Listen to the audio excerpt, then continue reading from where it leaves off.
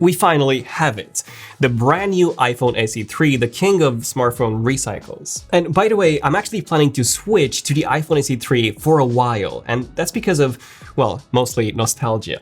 The last phone that I used with this design was the iPhone 6S back from 2015. And that's because after the 6S, I switched to the 7 Plus for that dual camera module, and then I switched to the 8 Plus. Okay, now I want to do a quick comparison against the box of the previous iPhone SE. From the front, as you can probably tell, they both look identical aside from the wallpaper difference. Same thing from the sides. Literally, the only difference between the two is the height. As you can tell, the old box is significantly taller, and that's because this one actually came with a charger and headphones. Okay, now let's do a very quick unboxing. So we have these green pull tabs.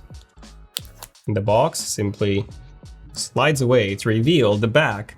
I think sometimes they had it with the front facing up. So there you go. This is the SE3, which I'm gonna take a look in just a second. And then we just get the lightning cable. And then we just get the booklet with a SIM eject tool, a single Apple sticker, which does not match the color of your iPhone. So this is white. And that's it. Something interesting to note here is that the SIM eject tool, this is the one that we get with the SE3. This is the one that we get with the iPhone 13. So this is a bit of a lower quality SIM eject tool. Okay, time to remove the plastic wrap. And as you can probably tell from the front, they added some symbols now. So we have the indicators for the volume buttons. We have the mute switch, of course, the power button. And then we also have the Touch ID sensor and the charging port. Normally these would be in the instruction manual, but as you can probably tell, there just wasn't one. So I'm assuming Apple's just trying to save on paper here. Okay, let's peel this off.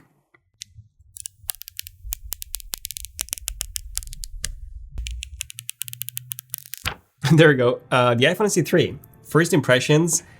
It looks pretty premium. I do like the way it feels in the hand. It's very nostalgic, but also in a way new at the same time.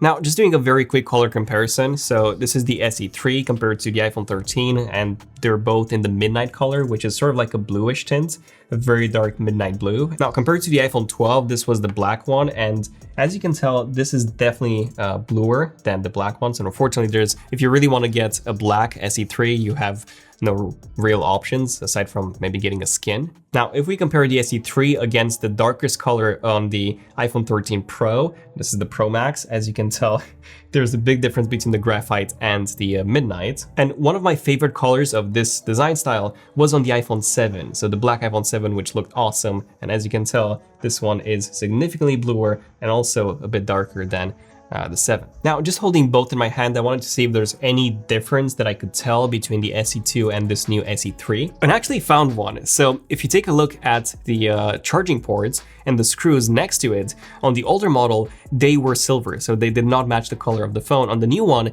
they do. And I was just going to compare the glasses to see if there's any differences, because this is no more durable glass according to Apple. And can you guess what? Ours literally just got scratched massively. We actually have this issue in the office with all of our phones, and the culprit is just sand from our sandbags, which is pretty much everywhere. Sadly, in terms of scratches, it seems like the SE3 glass scratches just as easily as the SE2 glass. Now, another difference that I've noticed is that the regulatory text on the back, so the CE, has been moved to the side now. Okay, now I want to do a very quick camera comparison against the iPhone 13, and then I also want to compare it against the SE2, the iPhone 8, and also the iPhone 7. Why? Well, that's because ever since the iPhone 7, they all use the exact same camera system, the same lens, the same sensor, the same aperture, and everything. Okay, so compared to the iPhone 13 and the SE2, the SE3 did really well in this challenging shot. The ground texture is sharper and it lacks that unnatural blue tint. Compared to the 8 and the 7, there's a massive difference here. The SE3 is much cleaner and the shadow detail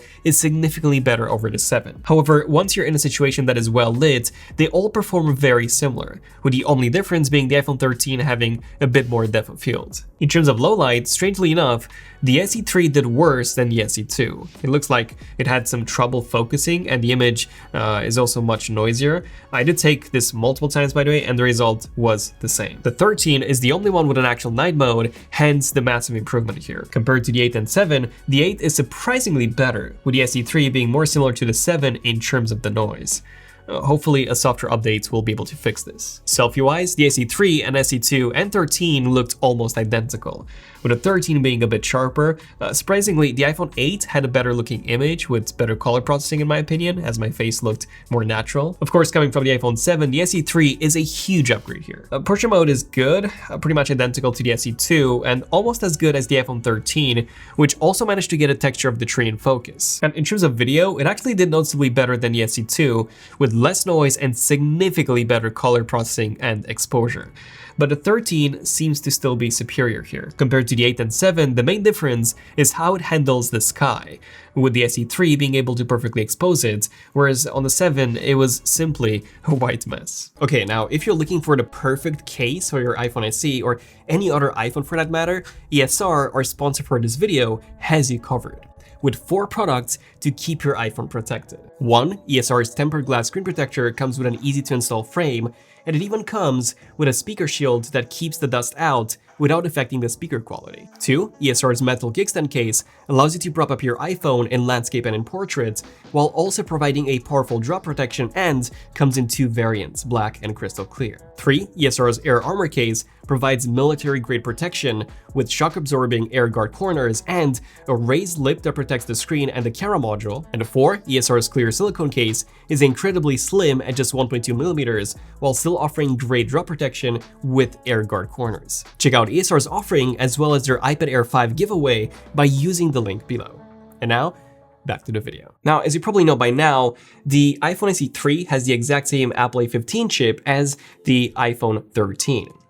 Which makes me wonder, do we actually get faster performance because the resolution of the display is actually lower on the iPhone SE3? So let's do a very quick speed test, starting off with YouTube. That was about the same, so let's try Chrome. And again, that was the same. Now, Instagram, same. Twitter, same. Now we have something more intensive, Call of Duty Mobile. And look at that, it was actually a tiny bit faster on the iPhone SE3. Okay, and now Temple Run. And this was again a tiny bit faster on the iPhone SE3. Again, this is probably because of the lower resolution display on the SE3. So what about the SE2? This one has the A13 compared to the A15, so let's try YouTube, which was faster on the SE3 than Chrome, faster on the SE3. And let's try Instagram, once again considerably faster this time. Twitter, once again faster on the SE3. So what about a game, COD Mobile? And this is a much bigger difference here. Of course, the differences were super small, only just a few seconds, maybe not even that. But all of that would add up the more I use the phone throughout the day. So what about gaming? Do we get any extra settings now that we have the Apple A15 chip? And the answer is no. If you can probably tell, in Call of Duty Mobile, on all of these phones, so the SE3, the SE2, and even the iPhone 13, we have the exact same graphical settings. Very high, and then max for the frame rate. Now, something that I'm really curious to test is the actual 5G speed. As you probably know, the SE3 has 5G, the old SE2 only had 4G. So what are the, actual speeds that we're getting in this office? So let's try the iPhone SE2 with 4G. Okay, so we got 48 up and almost 4 down. Okay, so I swapped the SIM, and now, as you can probably tell, we now have 5G on the SE3. So let's do the speed test. And the results are very shocking. As you can probably tell, the download was actually lower than on 4G, and the up was a tiny bit faster. So at least where we are located, there's basically no difference between 4G and 5G, it seems. Okay, now I want to do a very quick speaker test.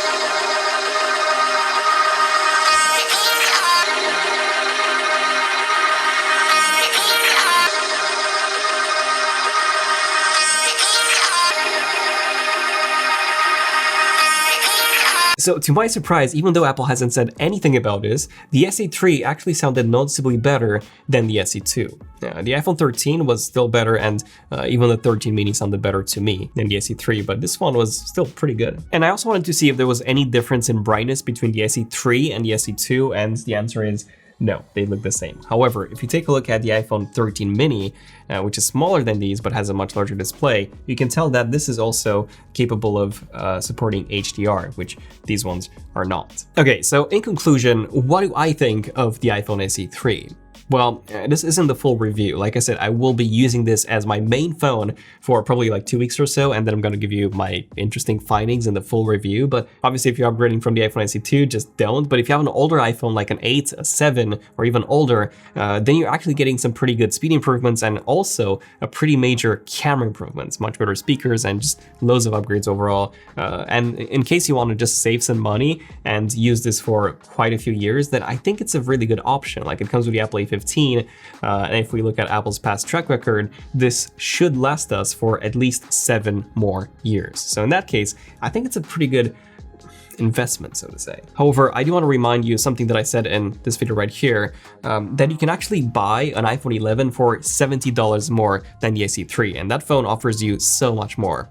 Obviously, you don't get 5G, and you also don't get the Apple A15 chip, but other than that, you get so many more features, new design, all that good stuff. And if all you care about is a very small form factor, then you should get the iPhone 12 mini or the 13 mini, because they both have a significantly better display, which is also larger in a smaller form factor. And again, you get much better cameras and loads of extra features. But yeah, like I said, I plan on using it for the next 2 weeks or so. So definitely subscribe if you want to see my full review and how this whole journey will end of me using this.